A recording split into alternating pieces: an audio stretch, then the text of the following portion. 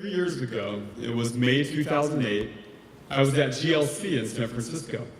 In fact, it was Friday morning, just like today, and I was at the start of the President's Track.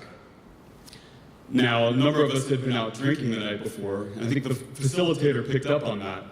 And so we decided to have a game of dodgeball as a warm-up exercise. For those of you who are not familiar with dodgeball, the way the game works is if you're hit by the ball, you're out. But if you catch the ball, the person who threw it is out. Pretty simple game. And so the game began, and someone from the other side threw the ball at me. I ducked my head, the ball bounced off the wall behind me.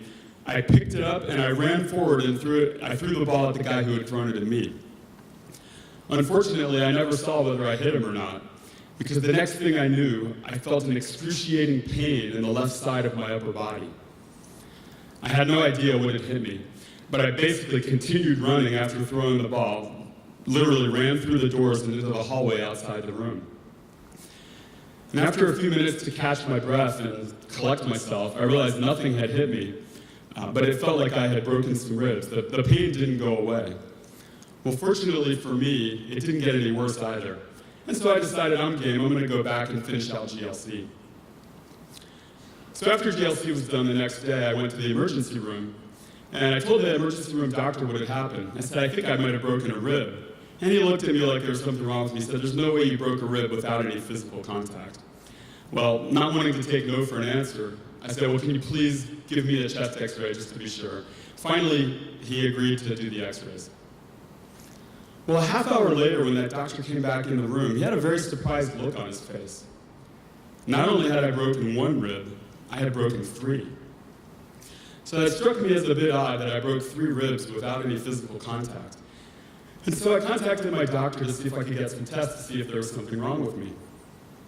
Well, after having a bone density scan, I was shocked to learn that I had severe osteoporosis at age 40.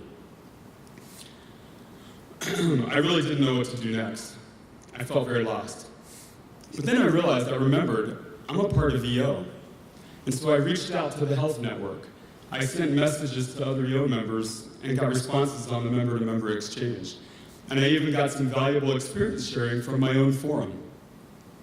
Within a short period of time, I had been connected to some of the leading researchers on osteoporosis, not just in the US, but in the entire world. Now, 2 years later, a year ago today, it was May 2010, and after 18 months of steady improvement in my bone density, my latest bone density test came back, and I officially no longer had osteoporosis. Thank you.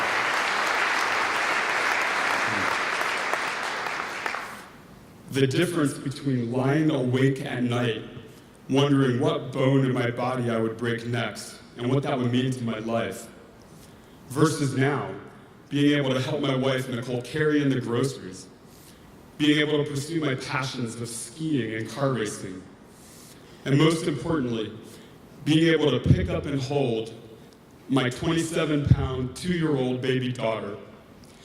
That is what EO has meant to me. Thank you.